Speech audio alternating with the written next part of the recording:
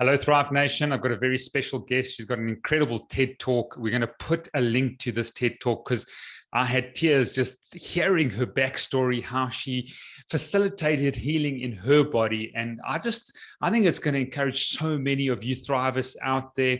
Please send us your queries and your comments. Brandi Gilmore is on the show today. Welcome to the Made to Thrive show. Thank you so much, Steve. It is wonderful to connect with you. Brilliant. Now, Brandi is a healing expert. She's got online courses. She's a podcast host like myself. The podcast, I just want to get it right, Heal Yourself, Change Your Life. I think it's really worth the listen. So go and check her out. We'll put some links in the show notes as well. Brandi, you've got an incredible healing story. I think people are going to learn from it. I think they're going to be inspired. I think they're going to be empowered. So tell us about your backstory, and then we're going to sort of take a deeper dive into the different parts, like the power of the mind, emotions, how they linked, all your strategies, all your techniques that I think can be so valuable to people out there, especially in a country like South Africa and Africa, where there's a consistent amount of trauma that we just sort of absorb and consume. You know, Bloomberg rated South Africa as the second most stressful country to live in. So we've got some external factors as well, never mind just going through life. Tell us about your backstory and how you facilitated the healing. Absolutely. Absolutely. And that's crazy. I didn't realize South Africa was the second most stressful. Gosh. Yeah, it is. With everything else going on in the world right now, too. Yeah. It's just, it's crazy. I have to say, as far as my backstory, doing what I do now and with healing is the last thing that I ever thought that I would be doing. So I used to do network engineering and operations, and I loved it. Worked in telecommunications, and long story short, basically I had an accident, and technically two accidents, a car accident and then a fall. And I felt just wrong, just right, however you want to look at it, but my entire life changed. And I went from living a full life to being in bed for years. On a good day, I could get around with my wheelchair or even with a walker or cane for very short distances. I was on morphine every day. That's where I spent a lot of my days, was just in extreme pain. And that was my life. And my doctors said that there was nothing that they could do. And I just was in this place of trying to look outside the box of going, oh my God, what do I do now? I can't live like this. So this was how many years ago? And I think you were you were really struggling in a wheelchair, just really struggling with crutches. I've seen some of those pictures and it's on your TED Talk. How many years ago was this? And then what did you do when you sort of came to your end and the doctor said, look, can't help you anymore. And I think you're probably going to regress even further. My injury was April of 2003. So I would say that it was kind of a process where then they tell you there's nothing they can do for you. And then you kind of go through this phase of where it's like, okay, I need a different doctor. And then, okay, I need specialists. And it's like when one doctor tells you no, you're like, I need a second opinion. I need a 10th opinion. I need a 20th opinion. That's kind of because it was like, this can't be. How can they how can they possibly tell me this? And especially because I had been an athlete before. So I literally, it was just like, how can this possibly be? And so I couldn't accept it. And then when I kind of did, I just went into a really dark place, and I was like, okay, I have to find something. So I started looking at diet and supplements. And I would say when I started getting into more of the mind and all of that was more around 2005 and maybe late 2004, 2005, somewhere in there, because when they said that there was nothing, I had been trying diet and supplements and then acupuncture and acupressure and Reiki and all those things. And it wasn't working. Some things helped a little bit where I got some momentary relief, but nothing changed my health, nothing changed my life. And long story short, my doctors finally, they told me that there was a trial study that I could be a part of. And I thought, oh my God, this is exactly what I hoped for. I'm going to get my life back, And it's like, you just hope that somebody's going to create some type of new treatment, new surgeries, new something. And I thought, this is it. They wheeled me into the hospital that day. And I thought, it's just, I was literally laying in the bed thinking what it's going to be like who I'm going to go see, what it's going to be like to have my life back. And the doctor, he came in and he was just like, Miss Gilmore, you can't be a part of the study. We don't actually expect you're going to get better. And I I fell apart. I don't remember leaving the hospital that day. I don't remember the next few days, but I just didn't want to live anymore. I was just like, what's the point? And then as I was laying there, like this thought or this voice just in my head was like, well, what about the placebo? And that moment was pivotal, because leading up to the study, I remember thinking, please don't get the placebo. And in that moment, I started, when I started thinking about the placebo, it was like, well, wait a second. If I could somehow figure out how the placebo worked, then there's still a chance that I could get better. And we've known the placebo works. So somehow we have this healing ability in our mind. And I couldn't just give up if there was still a hope that I could get better. And so that's what sent me on this entire trajectory of going, what is that magic that's in our mind? But what was your official diagnosis, Brandy, that they gave you? I mean, you're obviously in a wheelchair, you've had an accident. Why couldn't they help you? What was the official diagnosis? I had CRPS, so complex regional pain syndrome, or also called reflex neurodystrophy, with nerve lesions and a few other things, spondylosis and whatnot. But basically, my nervous system was basically kind of felt like was on fire, and also kind of had razor blades kind of going through my body. So I had muscle groups that weren't working, that weren't firing, others that were trying to compensate. So I could get around very short distances. It was very painful. I was very weak. And I got down to about 93 pounds. And to give you an idea, I'm 5'8", 5'9", and I'm about 125 pounds. So I lost like 37 pounds. Sure. Right now, okay. I'm a size 4. I was like a size nothing. It was a mess. It was just, yeah. So you have this epiphany about the placebo because you're going to go into a trial.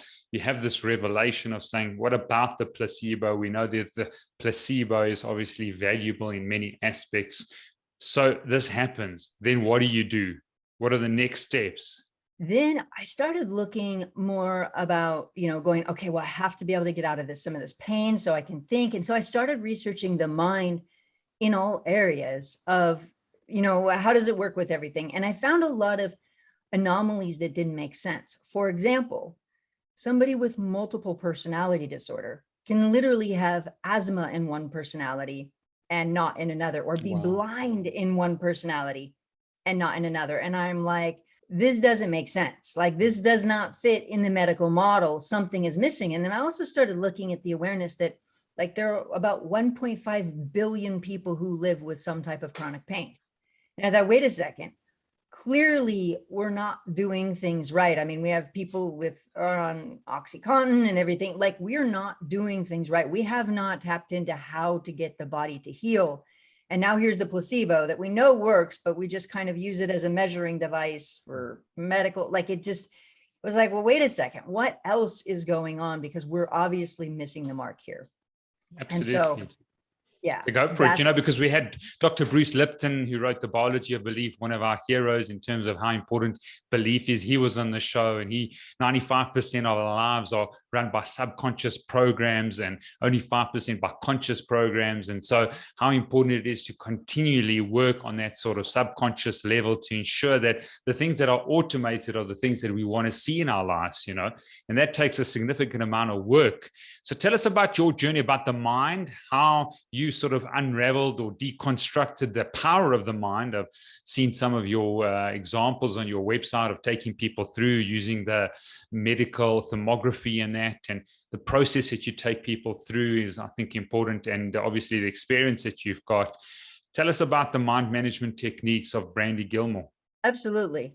Kind of as far as belief goes, what was interesting for me on my journey is that I thought initially it was all about belief. So I started trying to believe that I was already healed. And so much so that, like, I had like multiple realities. I was like, the only problem is in both realities, I was still really in pain.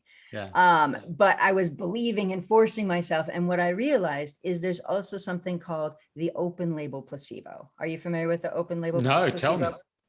Okay, so the open label placebo is where both the doctor and the patient both know it's a fake pill and it can still get results. Oh, wow. So a lot of people have thought, oh, it's all about believing you're already healed. And I did that for like years and it didn't work. And so ultimately what I did is I started breaking things down very simply. And that's what I used to do is network engineering. I would troubleshooting all day. So I break things down, and that was what led to my success in that field. And so I thought, okay, let me simplify this.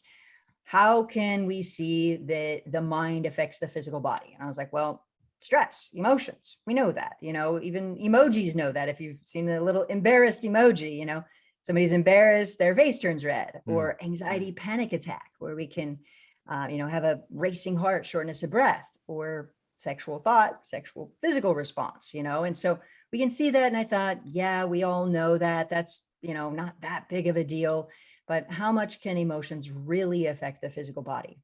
And that's when I started looking at things like the widowhood effect, where a senior can lose a spouse and have a much higher rate of death, or broken heart syndrome, or even things like bored to death or scared to death. And I thought, well, wait a second, if boredom has even been linked to death, what about the other emotions? What are they doing in our subconscious mind? What are they doing that we don't realize they're doing? Because it doesn't make sense that, okay, sexual thoughts affect us, the physical body, obviously different for men and women, embarrassment, panic attack, and boredom and scared, and widowhood effect, and the rest of them do nothing. Well, what about rejection? What about hurt? What about sadness? What about anger, frustration, or all these other emotions? What are they connected to? And so that's what sent me on the journey. Now, what's interesting and what I love is, I've been doing this for about 10 years now, about showing people what I did. Even last year, there was a new study that was released by Western medicine that was, or maybe it was, maybe what country was it in? Maybe it was even, maybe it was even Germany. I can't remember, but it is online. But there's a study that showed that type 2 diabetes has a link with loneliness. And so we're starting to see evidence of this show up in different places. Now, when I've worked with people with type 2 diabetes, there's a few other emotions going on, but that's exactly what I see, is that all of these emotions are affecting the body in a different way. And that's what we need to change. And something else that was really mind-blowing to me was that, we can see that stress affects the body. Yeah, we've all heard that before, but let's be honest, we can have people in the military or officers who aren't sick. So how does that work? And I think that's part of the reason that people don't take stress seriously, is because you can also see plenty of people who are stressed aren't sick. And so it doesn't trigger them. But what I figured out as I was going through it is that it takes a certain combination of emotions. And so it's kind of like, if you want to make cake and you have flour, you can't make cake. But if you have flour and eggs and butter and blah, blah, blah, now you can make a whole cake because of mixed ingredients. And so with stress, it's like a combination of emotions going on in the physical body. And that's where we end up with illness. So you asked about the thermography, and that's exactly what I do with people, is I target that specific, what is a specific stress? What is a specific emotion? And help people to change it. And it's produced radical results. Sure. Reminds me of my other life as a physician, as a doctor of Chinese medicine, where there's certain emotions linked to certain organs. Fear linked to, the liver, and worry linked to the spleen, and joy linked to the heart. And so there's a lot of these emotions that have an internal pathway and external pathway, which is fascinating how the emotions can affect different organs in that. But take us through a little bit of narrative of South Africa. There's a lot of fear with regards to crime, uncertainty, instability, a lot of corruption, obviously COVID now, a lot of fear. What happens physically? What are the combinations with fear that you're seeing more of, that people need to be aware of? Because fear is a significant emotion. It affects a lot of our somatic bodies in the most diverse ways. If someone is fearing out there and they've got an emotion of fear or anxiety, what can they do? And how can they take this emotion and deal with the physical manifestation? The way that I would look at the physical manifestation of it, we know that if somebody's feeling a lot of fear, the body can go into fight, flight, and it can create a lot of biochemical responses in the physical body. Now, more so what I see when it really comes to the health issue is also has to do with biophotons. So the energy of the body. And if we look at the energy, you know, a lot of people may not take it seriously, like, oh, it's a little bit woo-woo or things like that. But it's technically, it's very scientific, because even now science has shown that when neurons fire, that they release biophotons. So they release a photon. So the easiest way to think about it is if you put two wires together and they spark, that spark is a photon. So photons are like a quantum of light, if you will. So the sun uses, you know, there's a ton of photons from the sun. Even a remote control for your TV, it communicates with the TV via photons. So an infrared signal. So that's little particles of light, if you will, photons. And so what happens is that even when neurons fire, there's that quote unquote spark, if you will, that energy is in our body because biophotons are released. And also what happens is the more intensely something occurs, the more that we have intense firing of emotions, the more that actually increases the biophoton emissions and the biophoton intensity. And so the biggest thing I would say is to really address our emotions. You know, I grew up that, you know, leave your emotions at the door, stuff them down. And I was so good at it. And I thought that's what being strong meant, was being good at it. So I felt like I was happy, and then anything that wasn't, I could just stuff it and keep going. And I felt like it didn't affect me. And at the time, I didn't really understand about the subconscious mind. And I think that that's a part that most people don't really understand, just because it feels like we're living our lives consciously. It feels like our conscious brain is driving the whole ship, but it's not. And so it's tricky. And so I would say exactly that. I would say if there's emotions, go look for them and really address them. If there's fears, address those fears. What are they? You know, kind of like this, like in other countries, like in certain areas where I've had people with that have had high crime rates. One of the things, like there was a woman that I worked with who had so much fear going on. And it's like, well, let's address this fear. And so it was like, well, why don't you start carrying at least pepper spray? And technically pepper spray was illegal in her country. So there was a different type of spray that she could use.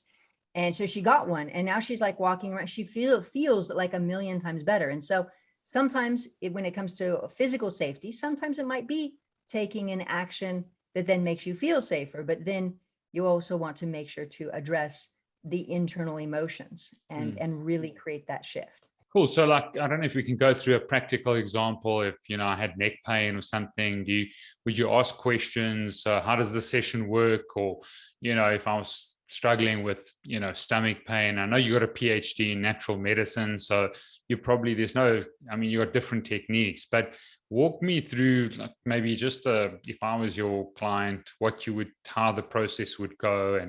And so how would we address these emotions? Absolutely. First thing that I would do is I would look at what is the specific emotion that's affecting you. And so if it was like, as you mentioned, you know, if it's some neck pain, maybe there's a feeling of feeling like somebody is a pain in the neck.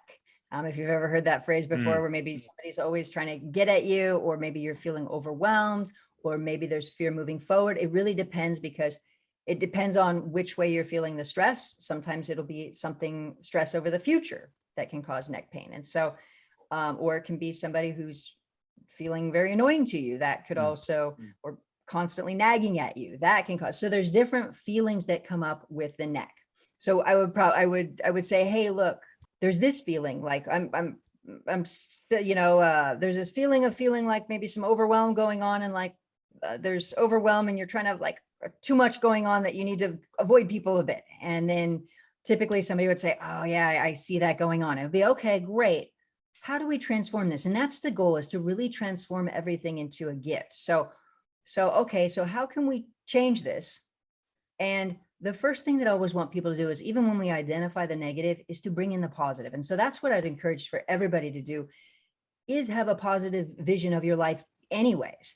And so, so looking at the positive and saying, okay, well, what would you like that to look like instead? Like seeing everything going smoothly and feeling like, yes, people are connecting to you, but it's in a harmonious way. And so it depends on the situation, but I always like to have people put in a new positive of what they want, because so often people are like, okay, well, I don't want this, and I don't want this, and I don't want this. And what we need to remember is that our thoughts do help create our lives.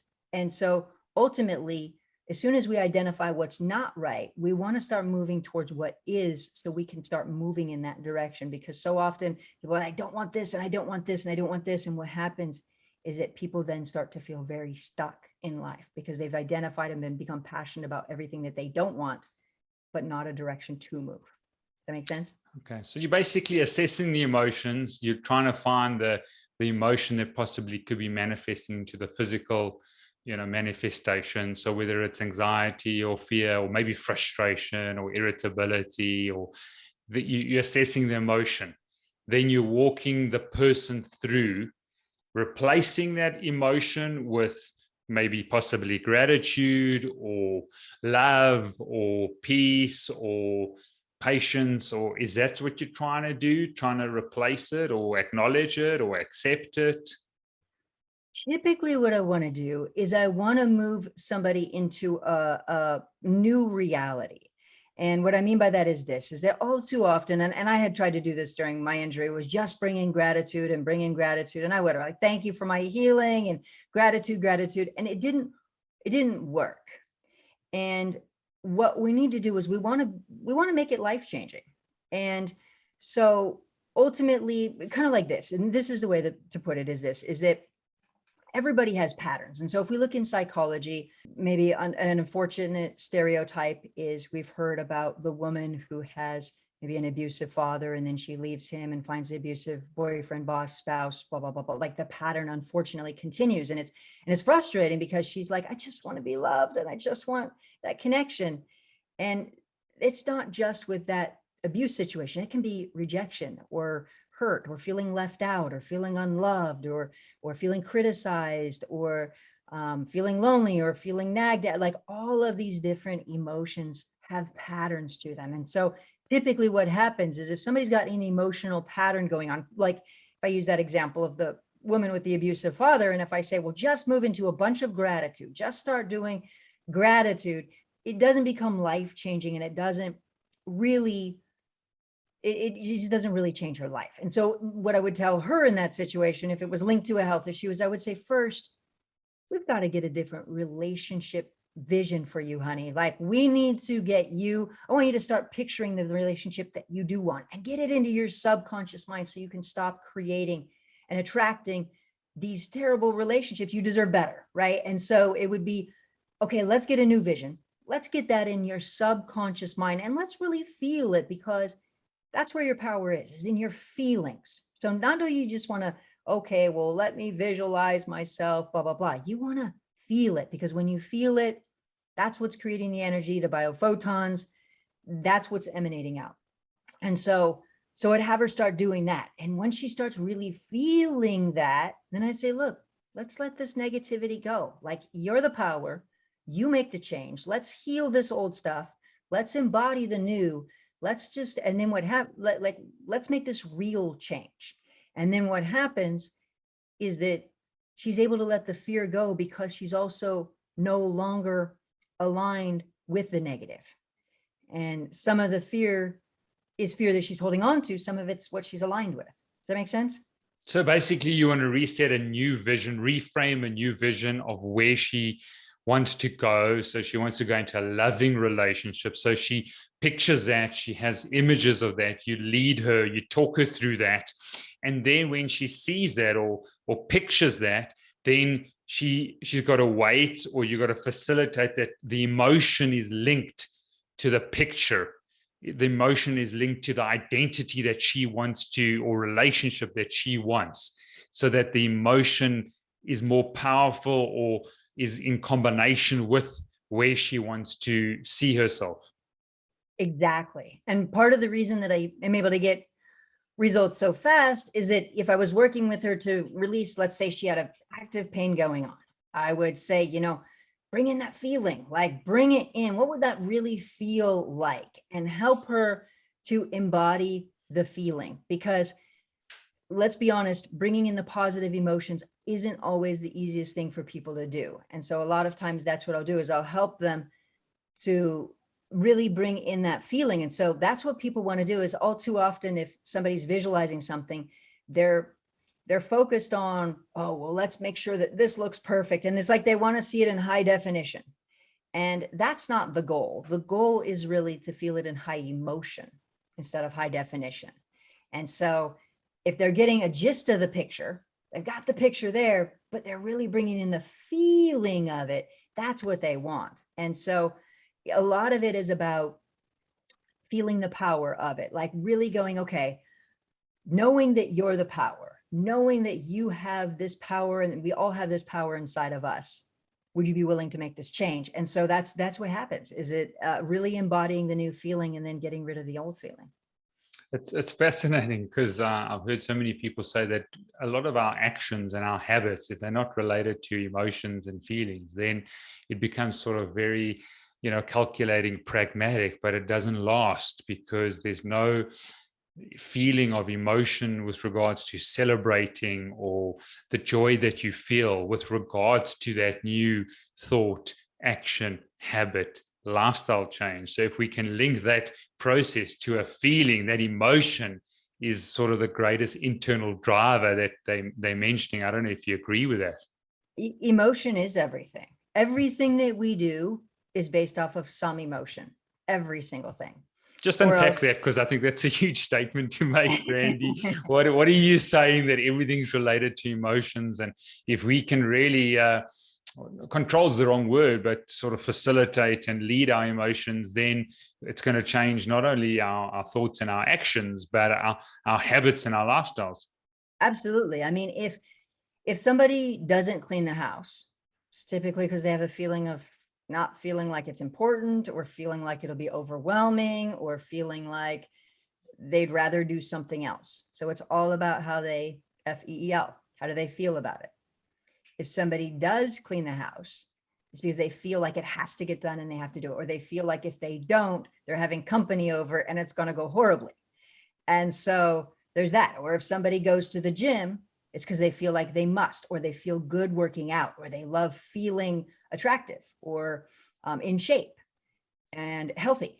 And if somebody doesn't, it's because they feel like maybe they're not good at the gym. They feel like they would be a pain in the butt to go to the gym. They feel like it would be exhausting, or they feel like they're not good at it, or they would embarrass themselves or whatever. And so every single action we take at some level, if somebody is taking it or is not taking an action, is always connected to some type of emotion. Sure. How do you marry values and that? Because obviously people, I'm fortunate to interview Dr. John DeMartini on Thursday and having him on the podcast as well, and looking at the value ladder. And I've always, maybe it's this logical, pragmatic side that I've got, that if we, put a value in place, and if it's a high value, because we've got a saying, it made to thrive. People don't do what they value, they do what they most value. And so people end up doing what they most value. But is that because I do what I most value because I feel like I'm in control, or so there's a feeling of empowerment. I feel empowered when I live out my values. Therefore, that's why I do them. I mean, how do we marry values and emotions? Because I'm trying to make sense of this without trying to make sense. And I'm trying to actually feel and hear the heart and use my intuition rather than the cognitive, pragmatic approach that I often have. Absolutely. People value what makes them feel like a good person or gets them acknowledgement, and also what gets them love. So for example, at the root of psychology, if you think about a kid, if a kid doesn't get positive attention, they'll do what? Play up, or, be naughty, or yeah. Yes, be naughty, sympathy, something. Well, why are they doing that?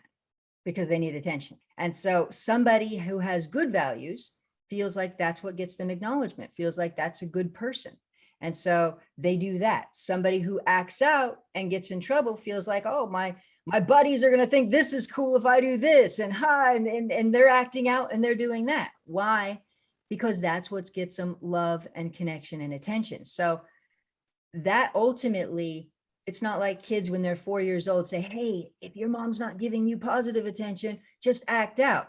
And yet somehow they all know this. And that is because we as human beings, we need love and attention. We need that. And, even if we look at the health examples where we talked about a senior who loses a spouse can die, and even an infant who doesn't get enough love can die. And it's not like inside their head, they're all pissed off and like, where's my mom?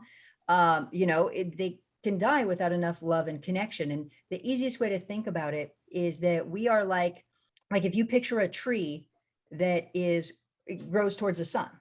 And what is the sun? It's energy, solar energy. And love is also an energy. And so we grow towards love and attention and connection. So somebody who has the value, if you will, that feels like, oh, I'm a good person. They feel that, they feel like they get acknowledgement for it, or they feel like a good person, or they feel like they connect in a great way with people. And so that is their quote unquote value but that's the things that they're going to do. And there's a feeling of feeling and being a good person and attention.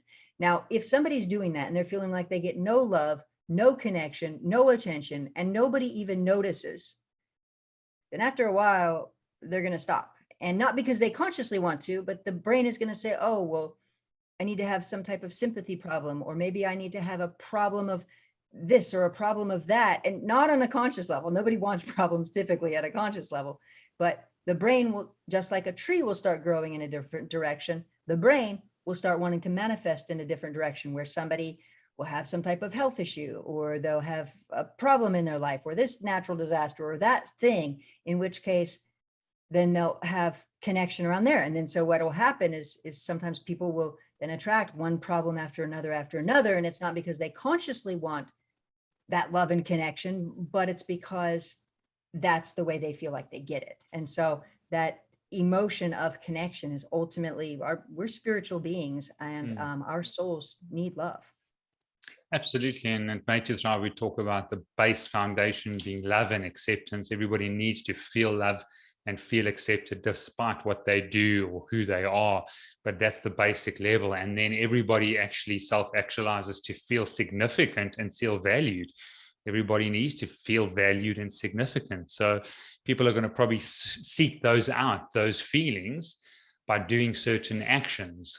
I do want to ask, is it dependent on others or dependent on ourselves? I just think of my own, marriage, 21 years now, and we have got our love tanks are filled in different ways. And, I don't know if you know the book, The 5 Love Languages, in terms of how we experience love. So my wife's quality time and mine's physical touch. And so is it that we are to serve one another and feel those feelings from our communities, our multiple communities? And we talk about multiple communities that make us thrive, your spiritual community, your close family and friends community, your mentor, your coaches communities. So these multiple communities, we are created to connect to one another and to experience these emotions.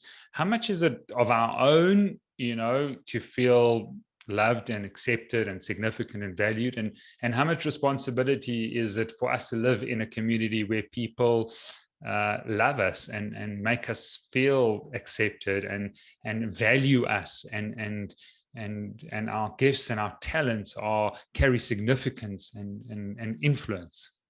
Absolutely. I mean, both are very important, and the underlying thing is really about the psychology. And this is why. Have you heard the phrase before, somebody can feel alone in a crowded room? Yeah. Exactly. So, and not only that, but there are people who are in relationships who don't feel loved. And it's like their partner feels like they have to stand on the top of Mount Everest to then claim their love every day. And typically what happens is that whatever's going on in the mind and the emotions speaks the loudest. And so just like you could compliment somebody and say, oh, that's a beautiful job you did on that painting. And inside they think, yeah, it really actually sucks. They just don't know it, or whatever else. And then they don't feel it.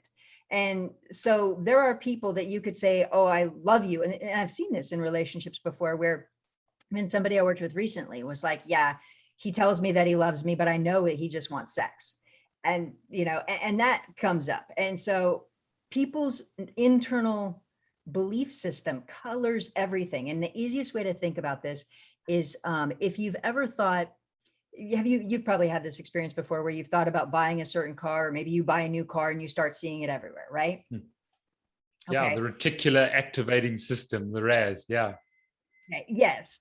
And when you start to think about it, the subconscious mind is controlling that. And so what happens is that when people have patterns and beliefs and traumas or different locked in emotions growing up, when they see something happen, they see it in a certain way. Or just like the car, it's not like all of a sudden, you start to see it everywhere. And so people's beliefs radically color the way that they see things. And so literally, like, I've helped people change a belief in which it's like immediately they start seeing things in a completely different way, where all of a sudden it's like looking at a building from one side of like the south side of the building, and then suddenly you're looking at it from the north side and you see it in a completely different way. You're like, oh, it has glass and windows, where you may not have seen that in the back. And so it's literally looking at it in a different way. So when it comes to love, there can be people who have patterns of hurt or think that people are just using them. So then anytime you tell them that you love them, they don't really take it seriously anyway. And there are people who don't feel like they deserve to be loved. And so they just can't take that in anyway. I mean, there are so many things going on that I would say that it doesn't really match people's external situations. Okay, so beliefs affect emotions, because if someone's got a belief of, oh, well, my spouse is just doing this for their own benefit, they're not doing it, for me in terms of an act of unconditional love. If they've got that belief, then they don't feel that love. So beliefs affect emotions. So you work at the belief level or the subconscious mind. And then at the same time, does emotions affect beliefs, or they sort of confirm those beliefs? Does it work both ways, or do you sometimes just try and get people to see a different way, different part of the building, and then change their thought and their belief, and then the emotion follows? Or do you address the emotion? How would it go? Because it seems like I suppose it is complicated, but what is your sort of approach? Every belief is created with an emotion. Every belief. And so the way to really make any change is to address the emotion that's underlying it. So really, ultimately, addressing the emotions is the key thing to create the change. The change, the belief in that. So how do we address the emotion if there's like someone, like, give that example. I thought that was an incredible example of saying, oh, I don't feel that I deserve love. So the person says, oh, I love you, and I've gone and taken you out for a meal, or, we've had a holiday, or we've had physical sort of intimacy, but they still don't feel love. How do you address that? I would definitely look at a few things. I would look at patterns. For example, in the example of somebody feeling like, oh, well, they don't really feel loved, and, oh, I'm just being taken care of because he just wants intimacy. That's all he wants, right? Now, what's under that is a feeling of fear, a feeling of, oh, I have to protect myself, or I'm being taken advantage of. So it's always looking at what is the emotion that is under it, and then being willing to not be emotional about it, but being willing to look at it and say, wait a second, okay, let me at least breathe through this. Let me look at this. Let me be willing to analyze it without emotion. And one way to think about it is that, have you ever seen this before, where maybe there's a woman who's really, really, really upset. She's really upset. And if you try to reason with her, what happens? Doesn't go well. Not go well. Okay. And now if she calms down, how does that go? Yeah, generally it can work better. Exactly. It can work a lot better. And so all of our emotions that we have in the subconscious mind, even if we're not walking around and feeling emotional and outwardly all of that, we have strong emotions. Just like somebody can mention their mother who passed away 10 years ago, and if they really go into it, they feel that hurt or whatnot. It's like everything that we have an emotion about if we can, a lot of times what I'll have people do is do like an exercise to help decrease the emotion, and then say, okay, now that you've been able to decrease the emotion, let's really unpack this and let's see about creating a new emotion. And a few things is that being empowered is one belief that if you can start adding to your belief system, it helps you change everything. So in other words, like the woman who was abused for years and years and years, by her father and everything like that. If I said, look, none of that was real, it was all fake, the bruises, they're fake bruises, the pain, all of that, obviously that would be very insensitive and it wouldn't be true. But if I said, look, hey, here's the pattern, she could go, okay, you see the pattern, and say, okay, you're powerful, you're amazing. Start to create a new pattern and new emotions because you're the power. So then if somebody's also living in fear, then they instead bring in that feeling of confidence and certainty and start bringing those feelings in. So part of the transformation and the transition is making sure to bring in the new and to have that awareness and the awareness of empowerment. So if somebody has a pattern of criticism, I don't want to say none of that was true. Instead, because that wouldn't necessarily be right. Instead, I would say, look, you're the power. Can you see the emotion? So once they see it, because it's easy to tell somebody, oh, you've been criticized for years. That's just a belief. Well, it's not really real. Maybe they were being criticized for years. And so instead of just invalidating the experience, it's all about empowering the individual and saying, look, your mind is amazing. And yes, there are patterns. Absolutely. And we all have our own stuff. And so instead, I want you to think about the new pattern that you want to replace it with and start bringing that in and feeling that and get that feeling in. And then knowing that you're the power, could you now start looking at this old one and just say you're not going to give it any more energy? Could you actually start looking at dissolving it in your subconscious mind to really let that go? And that's what's key is always moving forward. And one way to illustrate that is to think about this, is if you picture there's a woman who feels like her guy cheated on her and was mean to her and everything else, and she's never going to be loved again. And you say, we'll just let the past go. How well is she really going to be able to let it go? Oh, well. Not, she's not feeling love. So then she's going to feel, anytime she wants to be loved, she's going to feel this frustration where he's the one that did this and blah, blah, blah. But if she feels like that new amazing relationship is right around the corner and that her soulmate, her best relationship yet is there and she's excited about it and has a feeling about it and is starting to feel those new feelings of love. And they say, oh, but by the way, your thoughts help create your life. So embody that new thing and that new pattern and that new vibe. And by the way, now that you're doing that, once you let this old stuff go, now there's incentive to let it go, that the brain does want to let it go. And that can create the transformation. So in short, part of letting go of old beliefs and patterns and things is not necessarily invalidating them, but empowering the individual of going, okay, well, maybe that is true. Maybe you did experience that and I'm sorry. And that we've all had our stuff and you're the power and that's what is true. And why don't we start having you embody your power in a conscious way to start creating new habits, new patterns, new reality, and you could look at this very woo-woo. I mean, the reality of it is even Einstein, was his famous quote, imagination is the preview of life's coming attraction. So we can look at Einstein, we could look at, anything throughout history, metaphysics, quantum physics, even psychology, we can see that patterns exist.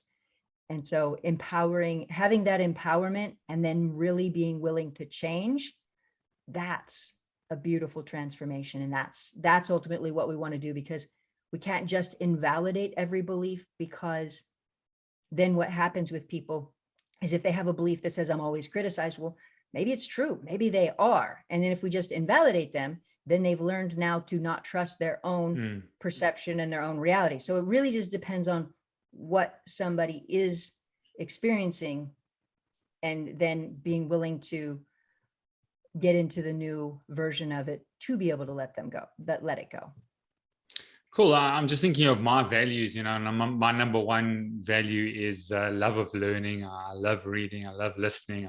I try and read 50 books a year. It's just something that I'm passionate about. And I'm just thinking of a love of learning, and then how do I feel? Geez, I feel so much joy. I feel excitement with that value. So do I try and take that excitement? So let's say, for instance, exercise is a big one. Is like, well, I don't feel like exercising because I feel tired when I think about it, or I feel like exhausted if I want to go to the gym. So do I try and take that excitement and that joy that I feel when I think of reading a book or listening to a podcast, and then I try and like transpose that to the feeling of going to the gym and exercising? You could do that, but the thing of it is it's not really real. So one excitement doesn't necessarily really connect to the other. Now, since you have a love for learning, this is what I would do with you is I would say, okay, did you know that when you exercise, it actually helps create new neurons and with the brain? Did you know that? Yeah, I did. Yeah. There you go. So there you go. So then you write a list and you go, by exercising, I will actually be even smarter. By exercising, I'll actually keep like my IGF-1 up. So my growth hormone levels are going to be up higher. So I'm going to look youthful for longer. By exercising, I will be even happier because it can help create endorphins too. And I'll feel stronger. And I know that when I turn 70, I'm going to be looking amazing instead of more weak and feeling all of that. And so I would make a whole list. Now, if I ask you, by the way, right now, if you feel more like going to the gym, what would you say?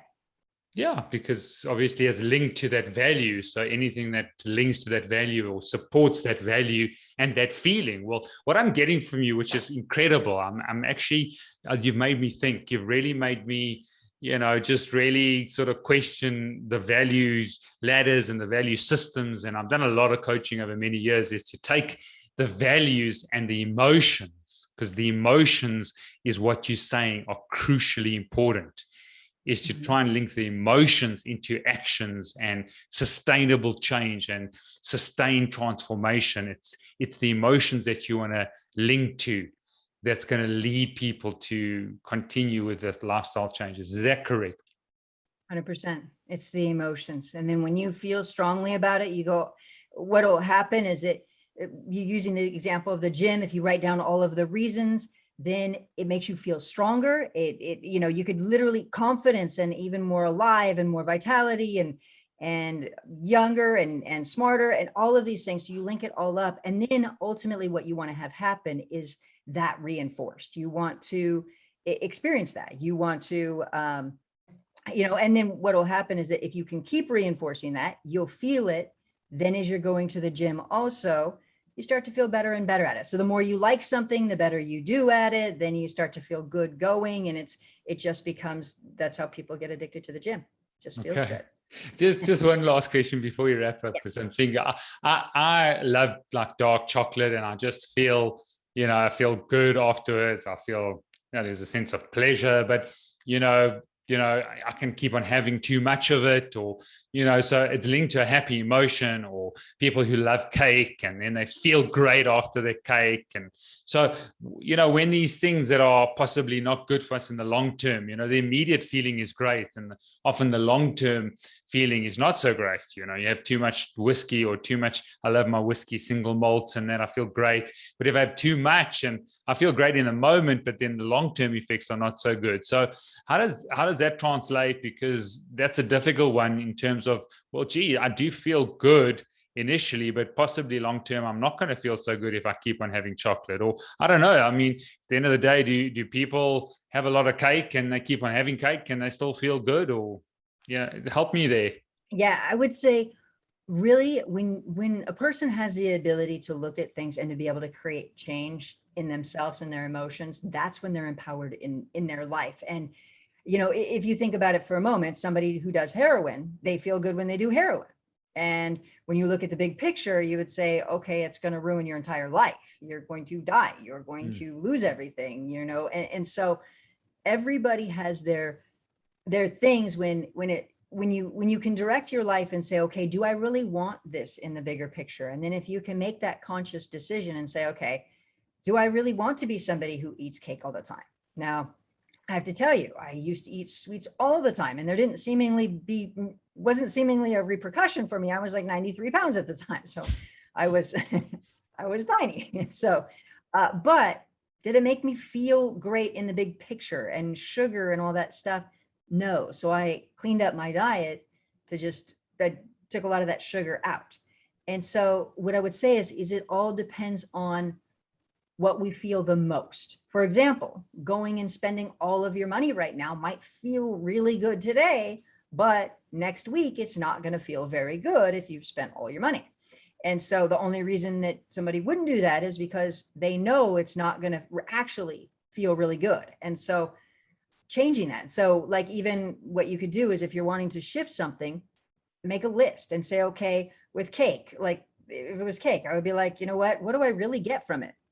Not really anything. Sure, it feels good, but why? Oh, it's a jolt of sugar. Okay, so it's a false feeling of then feeling better for the moment off of some chemical compound that's going into my body. Okay, how would I feel if I wasn't eating it? More in control of my life, feel better in my body, feel more happy because I'm not having the sugar, and then the long term putting it off. I would feel this, and I would feel more fit. I would feel better about myself. And you make that whole list. And then if you read it and really bring that in and feel it to be true, and really get it in, then you'll find yourself just not wanting that piece of cake or that chocolate. But what some people will do, by the way, with chocolate is they'll say, well, I really want to have it. So what they'll do is they will go look up every single study that says, hey, chocolate might have some benefits to it. And what they will do is then they'll go, oh, well, it's got to have a little cacao in it. And oh, there's probably an antioxidant in here, or at least 2 of them. And so they'll read all of that. And then what happens is they're just reinforcing that very pattern. And by wanting to justify it and make themselves feel better. And that's where it can be tricky, by the way, because if somebody's feeling bad about it, and then they go read all the benefits to then feel better about it, like, oh, well, I did overeat, but, and then they reinforce it. What happens is then they have this feeling of feeling bad, justifying it then programs their mind to do it more. So then they do it more, then they feel bad because then they did it, because they still have that other part. Then they go justify it, and then they actually gain more and more and more weight. And I've seen that happen a lot of times too. And it's about getting out of the cycle. So, because when they justify it, they feel good. They feel a positive emotion. Oh, yeah, great. It's, a little bit of, 10 dark chocolates has got so much antioxidants. So I feel good about having all the antioxidants. So is that what you say? Yeah. Yeah. So absolutely. So then people will go, well, it has antioxidants. And then they kind of, well, yeah. So at least I had dark chocolate icing on top of my cake. But it's like justifying it, but in the process of justifying, what ends up ultimately happening is programming it more. And especially when it's a pattern that somebody's beating themselves up for, then they end up doing it more, then they end up beating themselves up more because they justified it, which means they okayed it, which means that now it's reinforced, and it just becomes a terrible pattern, because then there's a part of them that wants to stop or feel badly for it. And it just continues to perpetuate the problem. Cool. So in finishing up, do you agree with this statement? Is not only people don't do what they value, they do what they most value, but people don't do what they feel like doing, they do what they most feel like doing. Absolutely. People do. And at a subconscious level, because kind of like but I would say not even most feel like doing, because that could be tricky too. And this is why a lot of people most want more money, especially if they're stressed financially, they want to have more money financially, all of that. But then in the subconscious mind, they could have this belief that says, everybody will be mad at me if I have more money, or, oh, well, then I might have to pay taxes. And that feels like a whisper. It feels like a more subtle thing. And their wanting of money can feel 10 times more. So I wouldn't say that it is more so which emotion is more intense, because I would say it depends on which emotion is more ingrained in their subconscious mind. I would say that. And I would say that also which emotion connects them also to some of the things we need, which is love and attention and connection. And so I would say it's tricky that we have internal directors in life, and also safety. So I kind of like a lot of people could feel like it's unsafe to make money, and that's just a whisper, but they still want to do it. Or it's unsafe to do XYZ, and there's a big part of them that wants to do it, and they end up self-sabotaging. So I would say that whatever's in the subconscious mind is going to drive everything a lot more, and also what leads to love, connection, and attention and safety. Okay, so the feelings that are greatest at a subconscious level, that are most connected with feelings of love, safety, acceptance, value, significance. Absolutely. Brandi Gilmore, what a fascinating conversation. Where can people connect with you? How can they read more about you? And we're going to put all the links in.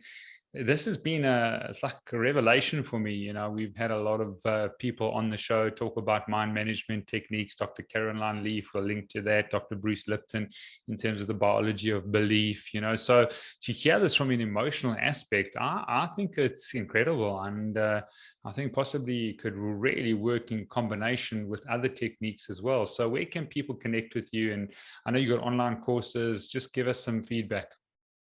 Absolutely. My website is brandygilmore.com, and there's a link that's called brandygilmore.com/C. And I think that a lot of people don't necessarily believe that they can heal with the mind. And on that video, you can literally see me working with somebody, and you see, as I'm coaching her, that the scan changes real time, where she goes from being in pain to out of pain. And so the biggest thing that I'd really want everybody to know is that we're more amazing than we realize. And, you know, I spent 7 years of my life being injured and on morphine and all of that. And my biggest hope is that when we look around with so much sickness and pain and illness, that we start to see empowerment and love and this emotional transformation and energetic transformation in our world. So, good. So that's what I'd love to see. Yeah. Thank you so much. You've just raised one little point. Is this correct to reframe, just from my view, is that people can heal through emotions?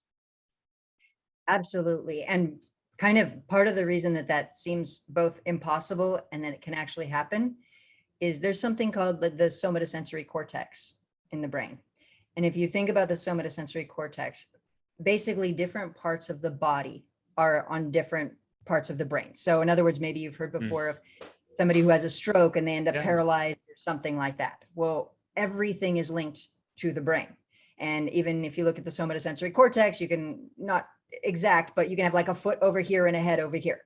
And then the arm or ribs are here or whatnot. You know, it's like every different part of the body is situated in a different part of the brain.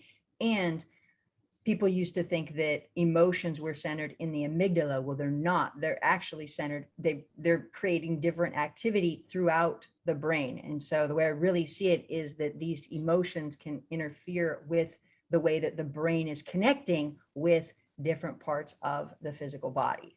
And that energy, so to speak, the biophotons can interfere with that signaling. And so we can see illness or different parts of the body that's not healing. And even in my situation, I was in a physical accident, and I thought, well, the brain can't really fix that, but why wasn't it healing?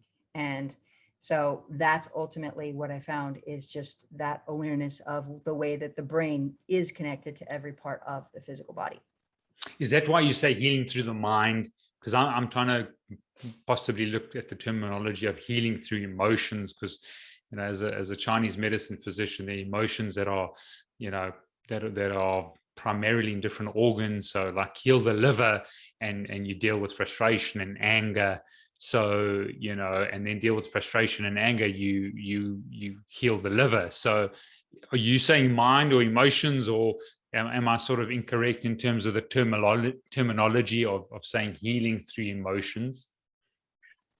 It's all, yes, the same, because it is the emotion, but then the emotion fires the neurons, and then the neurons fire the biophotons, release biophotons. And then, so, I mean, technically you could call it healing through energy, because it's really the energy, or you could call it healing through emotion, or healing through programming the subconscious mind, or so, but yes, healing through emotions is absolutely something that you could call it. I mean, I'm just And thinking if you give someone a deep hug, this whole COVID social distancing, and we know that oxytocin is released when we touch and we hug someone. I mean, that's in essence, in many aspects, that's healing through emotions, because there's a biochemical response to a physical and emotional act of hugging and embracing someone. true. And I think that that's absolutely the right way to go. And also you can have an emotional and biochemical response by visualizing hugging somebody too. So, and feeling it. So then we go back to the emotions. And of course, I'm all about hugs. I love hugs. They're wonderful. And yes, we should all hug all of the time. And interestingly, we can have a biochemical response through even visualizing. Which I'm not saying replacing visualizing with hugs, by the way. Correct. I'm just saying it's a good start to visualize everything. Okay, Brandy, I'm giving you a big hug now because I'm very grateful. I'm giving you a big hug. You're wonderful and you're fun. And I love you. You're beautiful. Cool. So I'm giving you a big hug. Thank you for your time, your calling. I really would just really trust that your work gets out there and people engage with you. So, I declare favor and blessing over you, that you would thrive and that your dreams would actually come true, because I know you have a heart to transform many people's lives. So thank you so much for your time, and I'm very grateful. Likewise, Steve. It has been so wonderful connecting with you. And I love your heart and your energy. You're beautiful. So thank you for having me.